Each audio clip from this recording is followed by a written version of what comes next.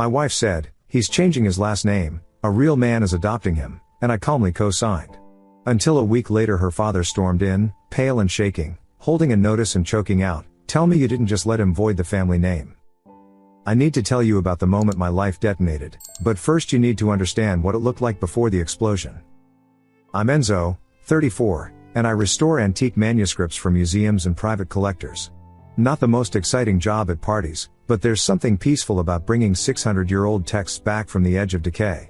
My specialty is medieval illuminated manuscripts, those gorgeous hand-painted books monks used to create before printing presses existed. I travel maybe twice a month to authenticate pieces or oversee particularly delicate restorations. Prague, Vienna, sometimes London.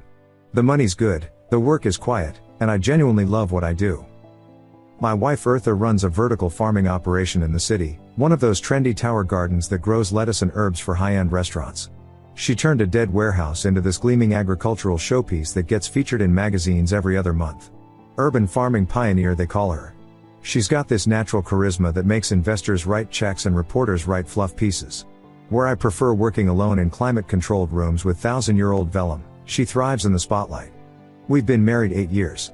Our son Leo just turned 6. I thought we had it figured out. She handled the public life, the dinner parties, the school functions when I was traveling. I handled the quiet stability, good insurance, steady income, zero drama. We weren't the couple posting anniversary photos every month, but we worked. Or I thought we did.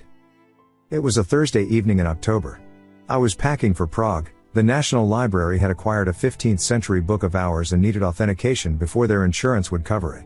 Eartha was scrolling through her iPad at the kitchen table while Leo played with his Legos in the living room. "Hey, need you to sign something," she said without looking up. "What's up?" "That botanical enrichment program at the Ecology Center. The one Leo's been doing on Saturdays? They need updated Guardian forms since you're traveling more this quarter." She slid a small stack of papers across the marble counter. I was mentally calculating how many lens cloths to pack. Prague humidity is hell on magnification equipment. Guardian forms? Standard stuff. Emergency contact updates, permission for field trips, medical authorization if something happens while you're gone. You know how these programs are. Liability paperwork for everything. I pulled the papers over, scanning while I mentally ran through my packing list. The text was dense, lots of legal language about temporary decision-making authority and educational welfare determinations. Typical bureaucratic word salad. They need both parents? Apparently. Something about both biological parents consenting to the extended program schedule. Donovan's been coordinating it through the farm's community outreach. He's actually been amazing at getting Leo interested in the science side. I signed where she'd marked with those little yellow tabs. 3 signatures, couple of initials. The kind of mindless paperwork you do 1,000 times as a parent. School permissions, medical forms, camp waivers. You trust your spouse to handle the details while you handle the mortgage. Donovan's the guy with the agricultural consulting firm, right? Yeah, he's been helping restructure our distribution network too. Really smart about vertical integration. The way she said it felt practiced. Like she'd rehearsed making him sound boring and professional. But I was already thinking about the Prague manuscript, about whether my new UV light would pick up the underdrawings better than the last one. I finished signing, grabbed a beer, kissed Leo goodnight. Told him I'd bring him back another Castle book for his collection. Kid's obsessed with medieval stuff just like his old man. That night, Eartha was unusually affectionate. Not suspicious level, but noticeable. Kept mentioning how much she appreciated me trusting her with Leo's activities. How hard it must be traveling so much. How Donovan had mentioned some father-son program he runs that might be good for when I'm in town.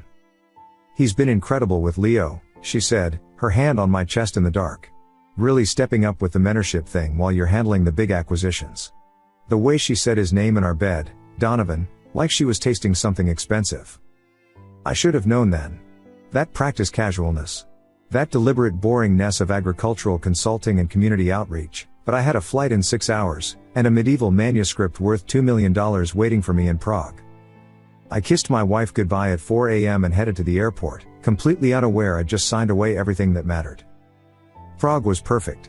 The book of hours turned out to be even more valuable than the library suspected. The illuminations were by the master of the Dresden prayer book, not his workshop. 5 days of careful examination, UV photography, pigment analysis. The kind of focused work that makes everything else disappear. I landed back home Tuesday morning, expecting the usual, Leo at school, Eartha at the farm, house empty except for the pile of mail she never sorts. Instead, my father-in-law's Buick was parked crooked in my driveway at 7 a.m. Hector was sitting on my porch steps like a man waiting for bad news from a doctor. The guy designed destroyer-class naval vessels for 30 years, supervised shipyards from Norfolk to San Diego. I'd never seen him look small before. "We need to talk," he said, standing up. His hands were shaking.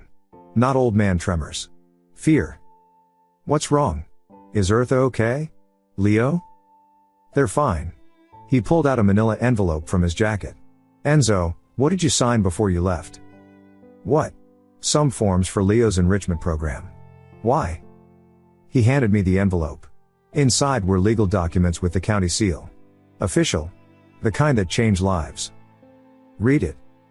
The header made no sense. Petition for adoption and name change. I scanned down. Petitioner, Donovan Reeves. Minor child, Leo Castellano, age 6. Requesting full legal adoption and name change to Leo Reeves. My signature at the bottom. 3 places. Notarized. Consent of biological father to relinquish parental rights due to extensive professional travel obligations preventing consistent parental presence. The words went blurry. I read them again. Then again. This is wrong. I signed enrichment program forms. Guardian permissions for when I travel. Hector's voice cracked. "They're erasing him from our family, Enzo. 3 generations of Castellano men in the maritime service. My father's destroyer commission. My designs. And they're just deleting it. Like it means nothing." I pulled out my phone, started to call Eartha. Hector grabbed my wrist. "Don't. Not yet. Think like your grandfather would. He didn't survive midway by reacting. He survived by planning." My grandfather. Another Enzo Castellano. Chief engineer on the USS Yorktown. The man who taught me that fury without purpose is just noise. "How did you find out?" Court sends courtesy notices to grandparents for name changes involving minors. Professional courtesy because of my naval service record. Arrived yesterday. I sat on the porch step, document in hand. Read every word now. The sick brilliance of it revealing itself. The signatures were real, I'd signed them. The notary seal was from Eartha's friend who works at the farm's main office. The language was specifically about me voluntarily surrendering rights due to my career priorities. "Go home," I told Hector.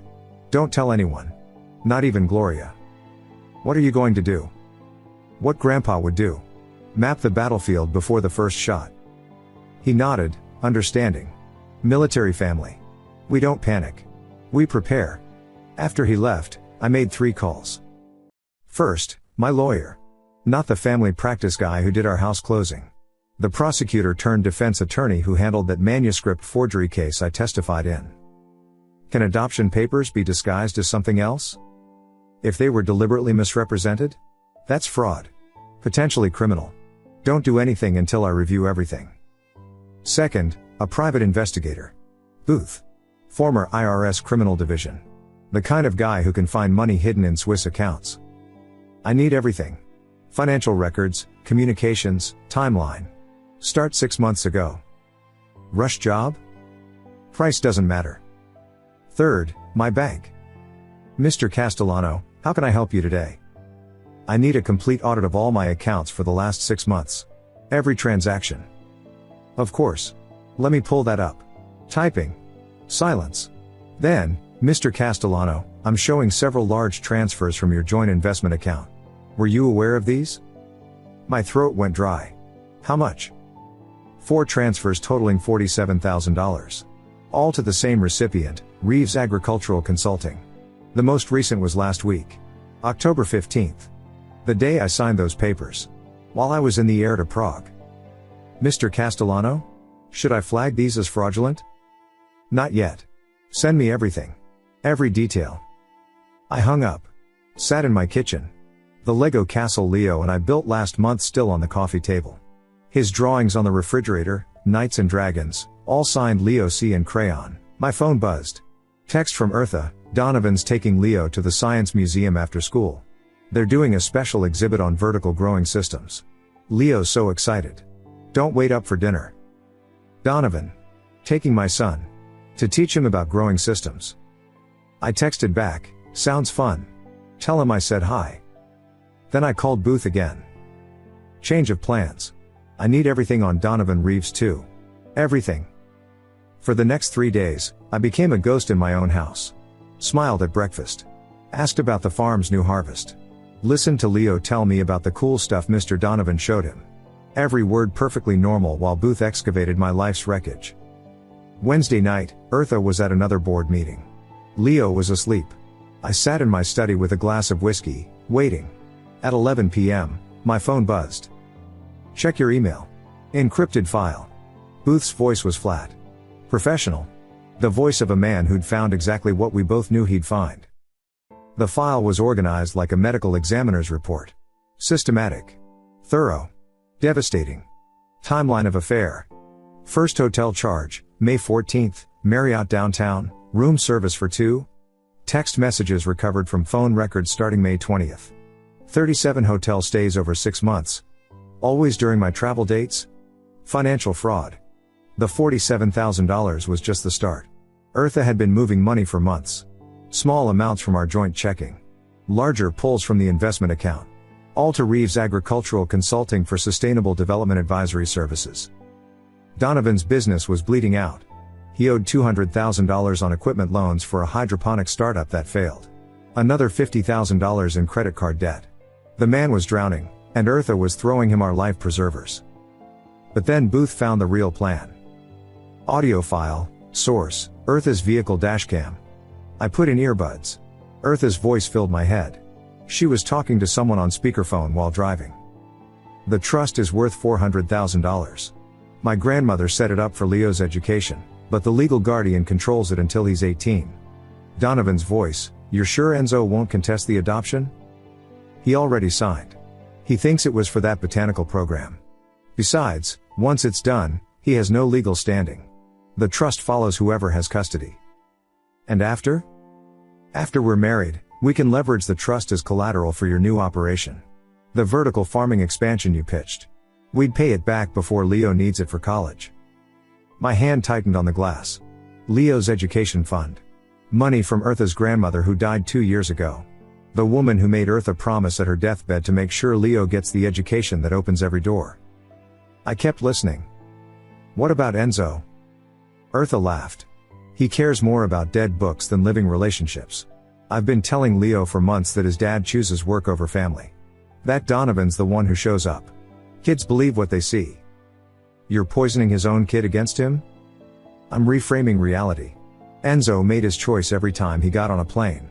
I'm just making sure Leo has a father who stays. The audio ended. I opened the next file. Screenshots of text messages. Eartha to Donovan, September 3rd. Leo asked why daddy misses his soccer games. I told him some people love their jobs more than anything. September 18th. In Vienna next week. Leo's science fair. Tell him you'll help with his project. October 10th. Practice signing as Leo's dad at the Ecology Center. Get him used to it. October 14th. Tomorrow. Signs before his flight. Notary lined up. October 15th. 6 a.m. Done. He didn't even read it properly. The last file was labeled current status. Booth had been thorough. The adoption hearing was scheduled for November 3rd, 2 weeks away. Since I'd already consented, it would be a formality unless contested. Eartha had told everyone at Leo's school that I'd agreed to step back due to my travel schedule. She'd been introducing Donovan as Leo's bonus dad at school events I'd missed. The teachers thought it was beautiful. A modern family arrangement. At the bottom, Booth had added a note, there's more. Eartha's been researching something specific. Call me. I called. What kind of research? She's been looking up how to contest prenuptial agreements after a spouse voluntarily surrenders parental rights. Precedent cases where abandonment nullifies prenups. She's planning to take everything, the house, investments, probably alimony. When? Based on her search history, she'll file for divorce right after the adoption finalizes. You need to see her browser history. I'm sending it now. The email came through. Dozens of searches. Biological father rights after consensual adoption. Prenuptial agreement void abandonment of family. Custody evaluation traveling parent versus present step-parent.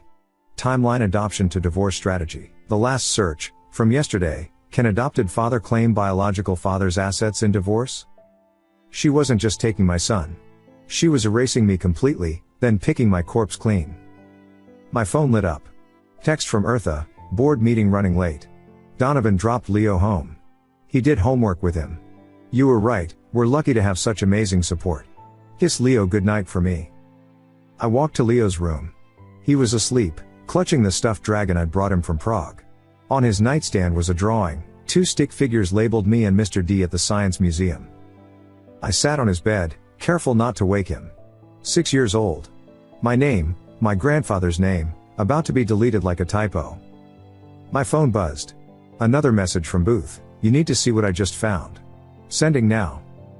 The new file from Booth changed everything. It was a recording from a security camera at a wine bar downtown, dated 3 days ago. Eartha and her assistant Miriam from the farm, drinking expensive Pinot. I need you to backdate some board meeting minutes, Eartha's voice, slightly drunk. For when? Every Thursday for the past 4 months. Make it look like I was running community outreach sessions. But those are the nights you've been. I know what I've been doing. Just create the documents. I need alibis for the divorce. Miriam hesitated. This is about Enzo? Enzo's about to become legally irrelevant. But I need those meetings on record to show I was working, not having an affair. Judges care about that stuff. This feels wrong. What's wrong is a man choosing dusty books over his family. I'm just ensuring Leo has a father who shows up. The video ended. Booth had included a note, Miriam quit yesterday. Might be willing to talk. I sat back in my study, staring at the 15th century manuscript I'd just authenticated. 600 years of survival, through wars, floods, fires. Because someone always thought it was worth preserving. Time to preserve what mattered. Thursday morning, I visited my grandmother's estate attorney. Not Eartha's family lawyer, my grandmother's. The one who structured the Castellano family trust in 1982. I need to execute Article 7, I told him. He raised an eyebrow. The bloodline protection clause? That hasn't been used since my great-uncle tried to sell family land to pay gambling debts. I know. Article 7 was my grandmother's paranoia made legal. If the eldest Castellano male could prove family betrayal or moral turpitude threatening the bloodline's assets, he could freeze and redirect any family trusts. You'll need documented proof of betrayal. I handed him Booth's file. He read for 20 minutes, his face hardening. This is enough. I'll file the emergency trust restructure today. Leo's education fund will be moved to an irrevocable trust with you as sole trustee. She can't touch it, even as legal guardian. Next stop, the bank. I liquidated our joint investment account, legally allowed since both names were on it. The $180,000 went into escrow pending fraud investigation. The bank manager, seeing the documentation of unauthorized transfers to Donovan, agreed to flag all accounts for suspicious activity. Then I got creative. I contacted 3 agricultural journals that had featured Eartha's vertical farm. Sent them financial records showing discrepancies between reported community investment and actual spending. Suggested they might want to verify where their featured urban agriculture pioneer was directing community funds. I reached out to Donovan's 3 biggest clients with a simple message: you should review Reeves Agricultural Consulting's financial stability before your next contract renewal. Public records show significant debt and potential fraud investigation pending. By Friday afternoon, I'd built a fortress of legal and financial barriers. But I needed one more piece. I met Miriam at a coffee shop in the suburbs. She looked exhausted. I already quit, she said immediately. I want nothing to do with whatever's happening. I just need the truth. On record. She stared at her latte. I have kids. I can't get dragged into. She's stealing from the community fund, isn't she? Miriam's silence was confirmation. How much? $73,000. Over 8 months. Hidden as development costs for the expansion that never happened. Will you sign an affidavit? I could lose my career. She's destroying my family. Using my son as a financial tool. You have kids, imagine someone doing this to them. She closed her eyes. I have receipts. Emails. She had me fake purchase orders to cover the missing money. I need them. If I do this, I want immunity from prosecution. My lawyer will arrange it. You're a whistleblower, not an accomplice. That night, Eartha was practically glowing at dinner. Leo's so excited about the botanical garden showcase next week. Donovan arranged for him to present his growing project. That's great, I said, cutting my steak. Maybe I can make it. Oh, you'll be in Boston for that manuscript evaluation. I hadn't told her about Boston. Which meant she'd been checking my calendar, planning around my absence. Right. Boston. Leo piped up, Mr. D says he'll video it for you. That's thoughtful of him. Eartha smiled. He really goes above and beyond. Saturday morning, while Eartha was at yoga, I called a family meeting for Sunday. Texted every blood relative, plus Hector's brothers.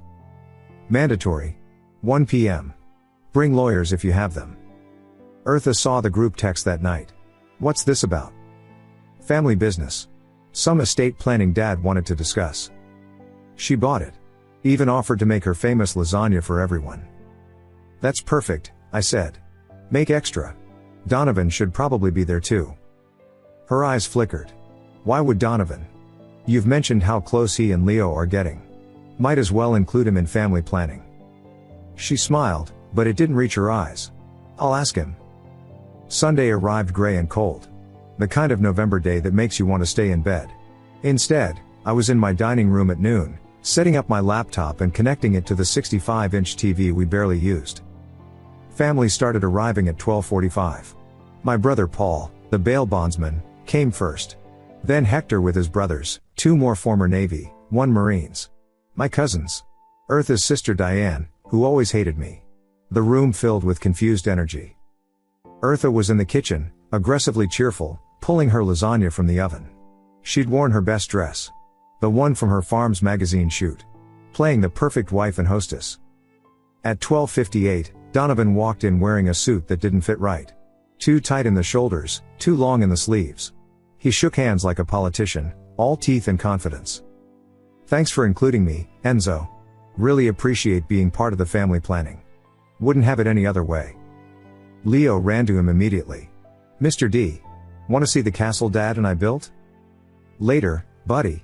The adults need to talk first. The adults need to talk. Already acting like the father. At exactly 1 p.m., I stood up. Everyone sit. This won't take long. Eartha emerged from the kitchen, wiping her hands on her apron. Still playing housewife. She sat next to Donovan. Their knees touched. Before we start, she said, I just want to say how grateful Donovan and I are for your support during this transition. What transition? Diane asked. I hit play on my laptop. Eartha's voice filled the room from the dashcam recording. The trust is worth $400,000. My grandmother set it up for Leo's education, but the legal guardian controls it. Eartha went white. Stood up. Turn that off. I didn't. Donovan's recorded voice, you're sure Enzo won't contest the adoption? Eartha, he already signed. He thinks it was for that botanical program. Gasps from around the table. Hector's face turned purple. Paul moved to block the door without being asked. The recording continued. Every damning word. The plan to use Leo's education fund. The months of poisoning my son against me. The calculated fraud. When it ended, silence. Then I pulled up the financial records. Every stolen dollar displayed on the screen. The transfers to Donovan. The dated hotel receipts. The timeline of their affair. You piece of S-word, Hector growled at Donovan. I raised a hand. Wait. There's more. The text messages next. Eartha bragging about how easily I'd signed. Calling me that antique fossil. Laughing about my trust while stealing my money. Diane started crying. Eartha, what did you do? It's not what it looks like. Really? I pulled out the adoption papers. Because it looks like you tricked me into signing away my son so you and your boyfriend could steal his education fund. Donovan tried to stand. I don't have to listen to this. Sit down. Paul's hand landed on Donovan's shoulder. Heavy. You're not going anywhere. I clicked to the next file. Miriam's affidavit. The proof of Eartha stealing $73,000 from the community farm fund. The fake purchase orders. The fraudulent board meeting minutes. The farm board received this documentation Friday, I said. Along with 3 agricultural journals who featured you. Eartha's phone buzzed. She looked at it, her face crumbling. The first domino falling. That's probably them now, I said. Then the finale. I placed a stack of papers on the table. Emergency custody petition. Filed Thursday. Granted Friday based on evidence of fraud and parental alienation. The adoption is void. The county prosecutor has your case for fraud charges. You can't do this, Eartha whispered. I also executed Article 7 of the Castellano Family Trust. Leo's education fund is now in an irrevocable trust I control. The house? Already transferred to a trust for Leo. You'll notice the locks were changed while you were at yoga yesterday. Donovan stood again. This is illegal. Harassment. I'll sue. His phone rang. He answered, listened, went pale. What do you mean the contract's cancelled? That's probably Greenberg Farms, I said. They got my email about your debts yesterday. Hanson Agriculture and Riverside Organics did too. More phones buzzing. Eartha's sister reading messages, eyes widening. The farm board. The journals. The prosecutor's office. Every carefully placed call returning home. Eartha started laughing. Actually laughing. Hysterical, unhinged. You think you won? She stood, mascara starting to run. You think this ends it? I'll destroy you in divorce court. I'll tell them about every trip, every missed birthday, every time you chose those rotting books over your family. I'll make sure Leo knows his father picked dead languages over a living son. I smiled. Calm. Peaceful. The same smile I use when I discover a manuscript's hidden text under ultraviolet light. Check your email. She pulled out her phone, still half laughing. Opened her email. The laughter died. The email contained 17 photos. High resolution. Timestamped. Each one showing Eartha entering Donovan's apartment with Leo while I was traveling. The metadata intact, proving dates and locations. But the real damage was in the details Booth had captured. Leo crying in one photo, Eartha dragging him by the wrist. Another showing her on Donovan's balcony during a board meeting, wine glass in hand, while Leo sat alone inside watching TV. The worst, Leo asleep on Donovan's couch at 11 p.m. on a school night, still in his uniform, while Eartha and Donovan were clearly visible in the bedroom doorway. Every photo corresponds to a time you told me Leo was at enrichment programs or with your sister, I said. Your lawyer will love explaining these to a judge. But I wasn't done. The second attachment was Miriam's full statement, notarized, with receipts. Not just about the theft. About Eartha instructing her to create false alibis. About the times Eartha had her lie to me about weekend farm emergencies that never existed.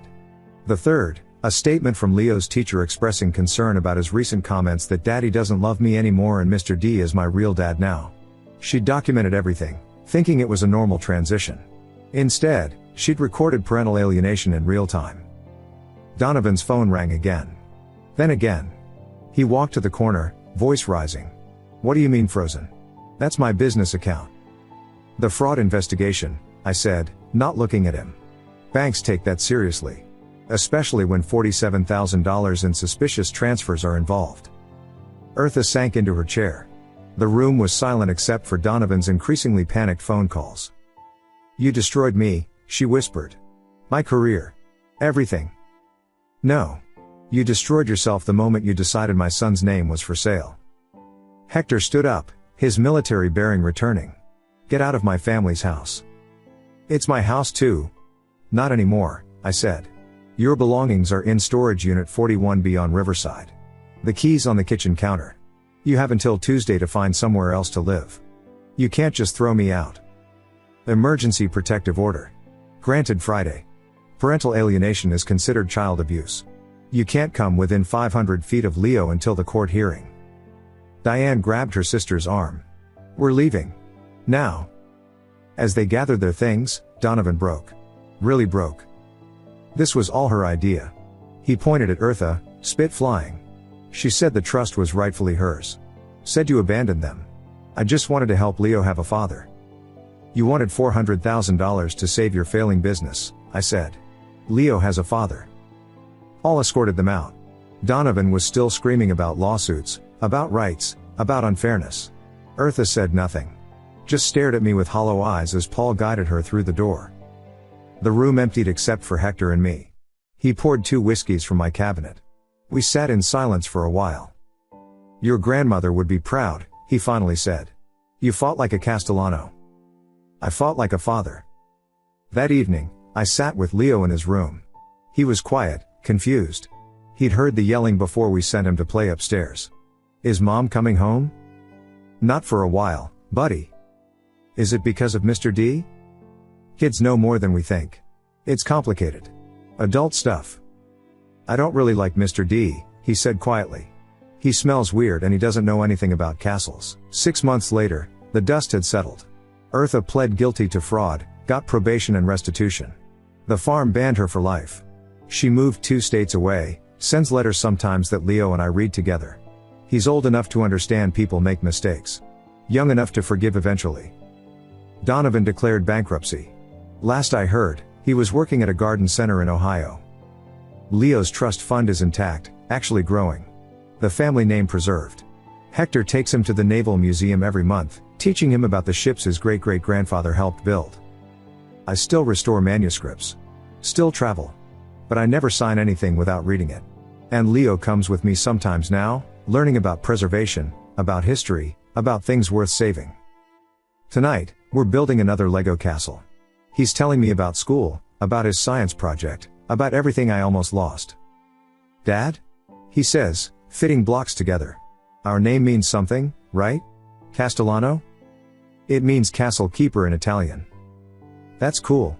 We're the guys who protect things. Yeah, kid. We are. Some names are inherited. Some are earned. But the best ones? They're the ones you refuse to let anyone take. Even when they try to make you sign them away.